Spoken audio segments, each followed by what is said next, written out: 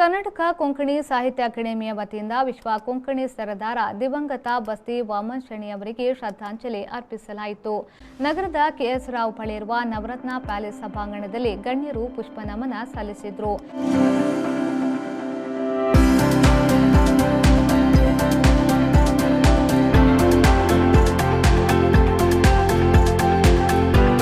ಈ ವೇಳೆ ಕೊಂಕಣಿ ಸಾಹಿತ್ಯ ಅಕಾಡೆಮಿಯ ಅಧ್ಯಕ್ಷ ಕೆ ಜಗದೀಶ್ ಪೈ ಅವರು ಮಾತನಾಡಿ, ಸಾಧನೆ ಮಾಡಲು ದೃಢ ನಿರ್ಧಾರ ಬೇಕು. ವಾಮನ ಶೆಣಿಯವರು ಅದನ್ನು ಮೈಗೂಡಿಸಿಕೊಂಡಿದ್ದಾರೆ.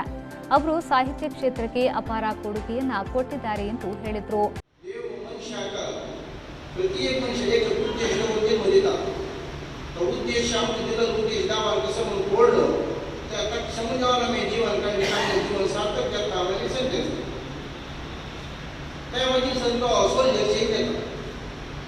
आता हांव ना सुसायड केलें कसं साधन केलं वता तें साधन हें मोल साधन करचें न्ही, पंच साधन करता म्हणून विचार करता. हांव दुसरी एक सोसायटी करता म्हणून येता.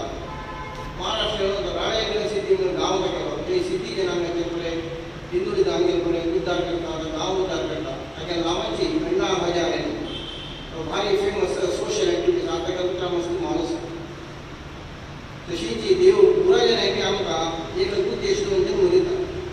जाल्यार आमकां देवान कसलो जन्म घाला म्हणून वता. आमी कसलो जन्म घेतला, आमी ह्या जिवनाक कसं करता, खंय वचता म्हळ्यार वता. कुटुंबांत आसा आमी बांदता कसो आमी मरे ती कुटुंबांत आसा. तशी जी बस्ती मनुष्यानेकी देवान एक उद्देश दवरून जन्म दिलो. ಕೊಂಕಣಿ ಹಿರಿಯ ಪಂಡಿತರಾದ ಕಸ್ತೂರಿ ಮೋಹನ್ ಪೈ ಅವರು ಮಾತನಾಡಿ, ಬಸ್ಸೆ ವಾಮನ್ ಶೆಣಿಯವರು ಕೊಂಕಣಿ ಕಾರ್ಯಕ್ರಮಗಳನ್ನು ಆಯೋಜಿಸುವಲ್ಲಿ ಅವರ ಪಾತ್ರ ಮಹತ್ತರವಾಗಿದೆ ಎಂದು ಹೇಳಿದರು.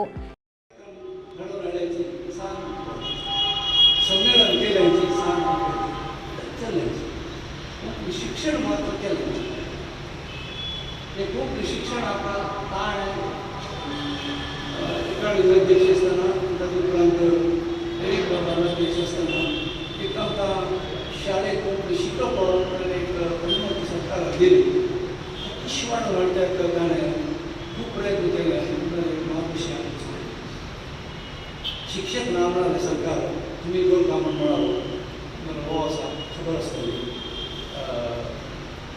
शिक्षक नाम मेळावे ग्रँड नाम मेळावे तुम्ही कशी करून करता कशी करता कशी पर्याय लागता आनी शिक्षक दवरे हांवें ताका गौरव दिल्ली तर जी कितें जाता एक चवथी जाणां केलें ताका एक म्हयन्याक एक लाख गौरव दिवपाक आशिल्लो.